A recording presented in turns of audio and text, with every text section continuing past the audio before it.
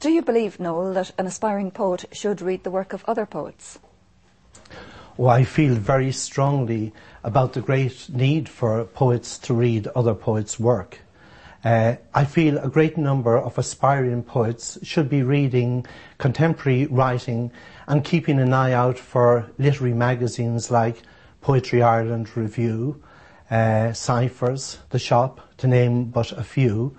And poets should take an interest in our past literary movements, like, for instance, the modernists. The modernists like James Joyce and T.S. Eliot, they saw a poem as something autonomous, an autonomous object that may or may not represent the real world, but is created in language and made distinctive by the complex web of references. They were more cosmopolitan, I suppose you could say, more urban, and influenced by Freud and psychoanalysis, and of course that famous poem by T.S. Eliot, which I think very much spells out the whole notion of the modernist style of writing. The hollow men. We are the hollow men. We are the stuffed men leaning together, headpiece filled with straw.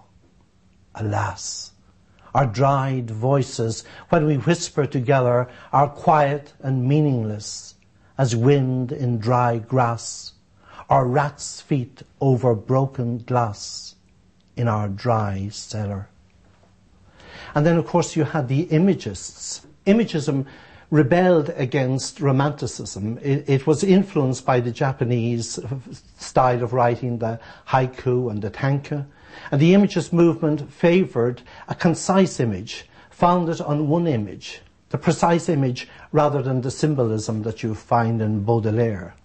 Pound said, the natural object is always adequate enough. I'll give you an example of that, Anne.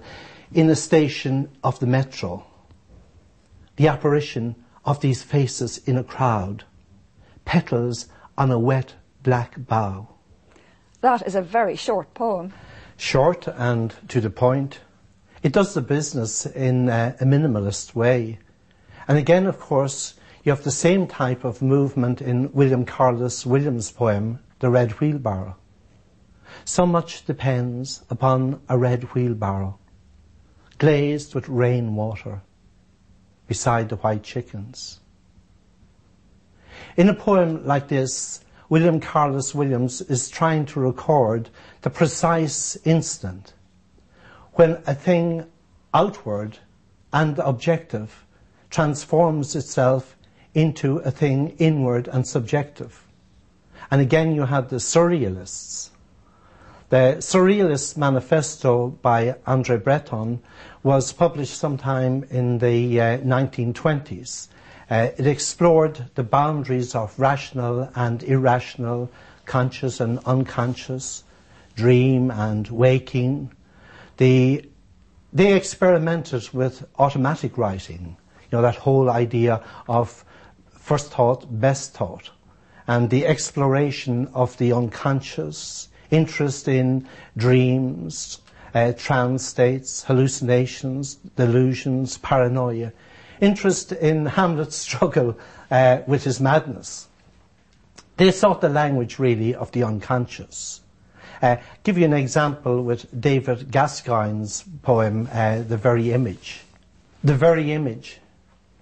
An image of a piano tuner with a basket of prawns on his shoulder and a fire screen under his arm, his moustache made of clay-clotted twigs, and his cheeks daubed with wine.